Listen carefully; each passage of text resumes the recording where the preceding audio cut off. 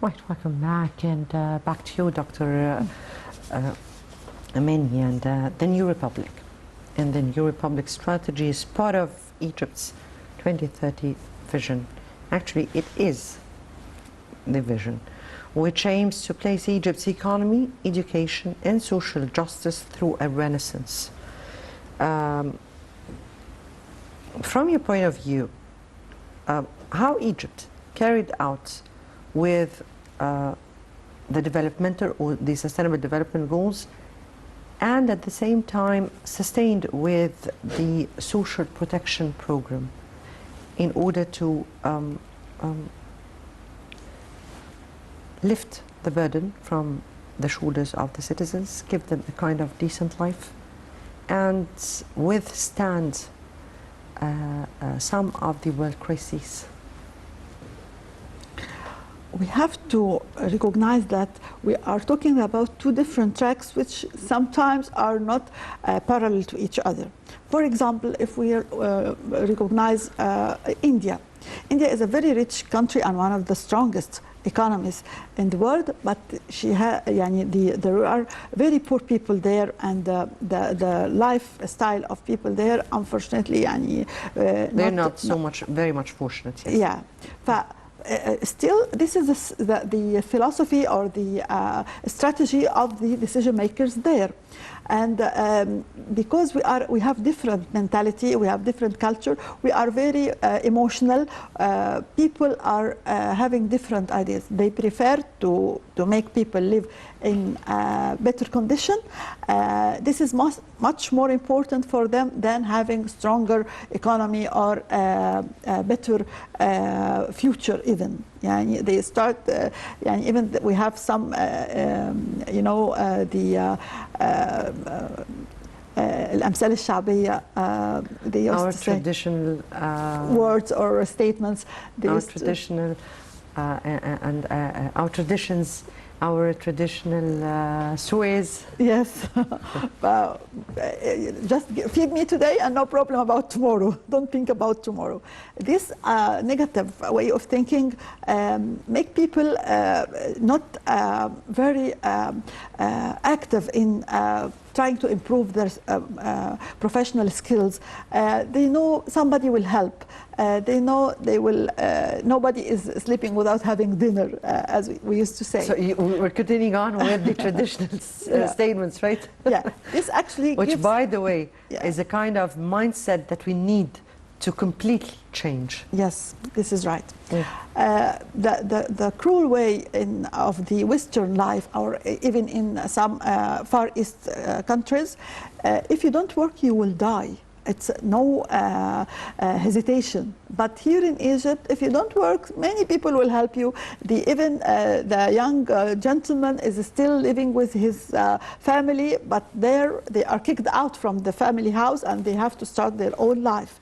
Here, even he is 30 years old, his mother still give him some money to enjoy his time. So in a way or another, we're speaking about a state, a lifestyle we have to change. A state that has put, anyway, a kind of social protection programs for people. But you're speaking about something that we cannot make of the state our parents. We have to start to make people aware. This is what you mean here. Yeah, it's like a kind of life coaching. We have to improve their way of thinking, because they are negative. This is negative love. When you are taking care of somebody to the extent he will never be independent, this is, you are destroying his life. Right, Dr. Amany, but we are speaking here about difficult times that is going on worldwide, in crises that has really reflected and affected the economies of the whole world. And we're speaking here about social protection programs that are not taken just in Egypt but worldwide. And Egypt is part of the world, and Egypt has been trying to apply those social protection programs in order to be able to help citizens endure the repercussions of such crises? Actually, we have revolutionary steps in the system for the social protection. Everybody here in Egypt who is in need will find a kind of tailored system for his needs. And also we have to understand that the Egyptian mentality still never mention the good side of the life and always used to complain about the bad side. Yeah, for example, if you recognize this, through the social media or even between people, you will hear a lot of complaints. You will never hear somebody said, I have a good opportunity in a new project of the yes, we hear negativity all the time. Because why? Because we used to fear, or to feel scared that somebody will envy us. This is the negative way of thinking. Make people, when he has something good, he never mention. When he is just have a negative thing, he start to complain and talk about it a lot. This gives negative, false image about people in Egypt. For example, look at the projects. Aliens are making these projects, or people from Egypt, and they have good salaries and very good opportunities. Without these projects, these people would not find an opportunity. For example, even the elegant and very expensive projects, we have to understand that every wealthy person, to have his life sustained, he needs a help of at least 3 to 4 workers. So when you provide a service to a wealthy person, you are providing a job opportunity to 3 or 4 people. These are the right image people should understand. So let's put aside economy and speak about the culture, because here you opened a very important topic, even an interesting one. A culture of a society. Yeah. The country has carried on with strategic plans, economic legislations, lots and lots of works in order to be able to announce for a new republic, maintained its image worldwide in order to be able to attract foreign investments, and carried out with sustainable activities for a resilient economy. Of course, we're seeing here the new excavations of the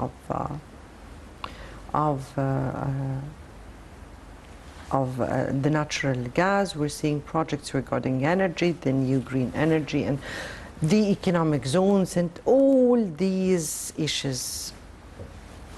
But you opened something very important, which is the mindset of people and how to deal with the mindset of people. Because when we are speaking about that, then we need people for two, I mean here, we need the collaboration of everyone all together. Let me here take how we can make people think positively, contribute to their homelands furthermore, and what is the role of the private sector and the common work in this? Of course. I mean here the NGOs, of course, and all the associations and.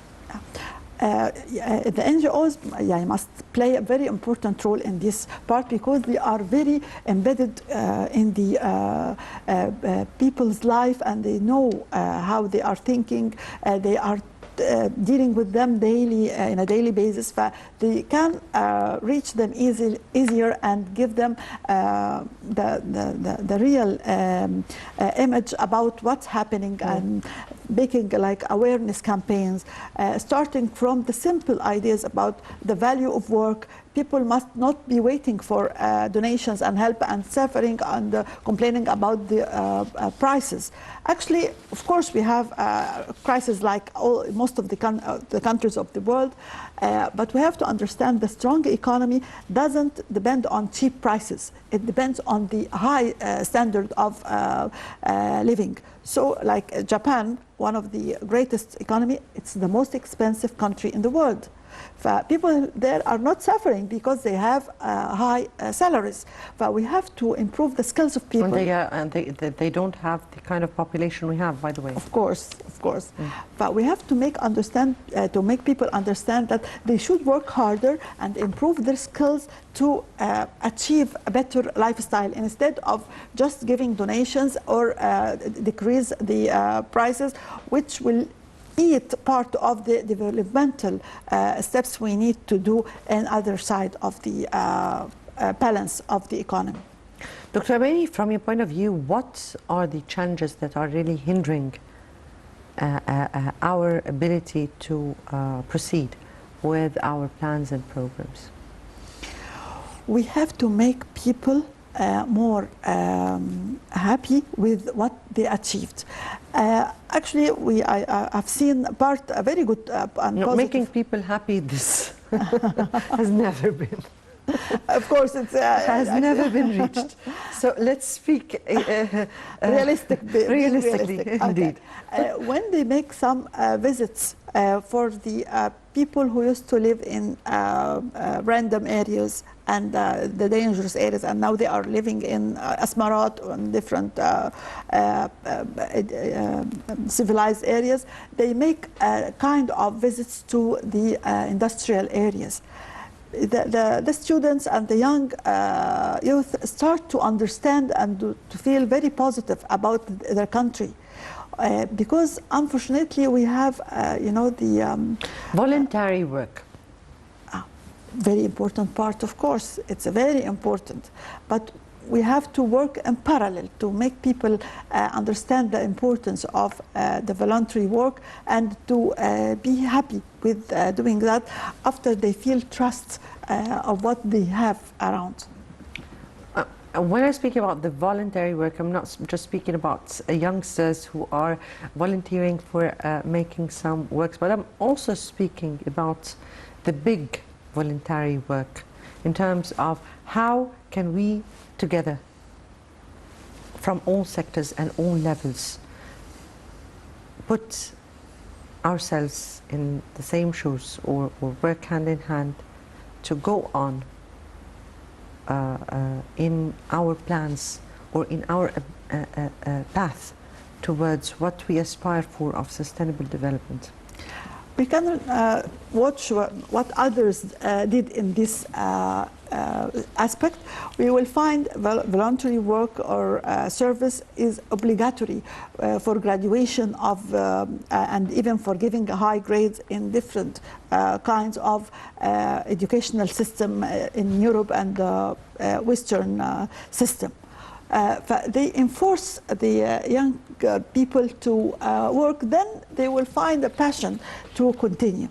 We need to put them, make a foothold on the first step to let people understand how it's a very amusing feeling, and they will feel very satisfied whatever their level. It's not a must that I am a volunteer in some work, that I am very rich person. Yes. Of course not. Of course. You can give whatever. It's giving as much as we can. Yes. With our abilities. Fortunately, my time is out here, and I have to end it here. Dr. Amany Hola, economic expert and, of course, a chairman of an NGO. Thank you so much for being with us tonight. Thank you. Thank you. And dear viewers, many thanks for watching. Tomorrow is another important topic with another colleague. Good night.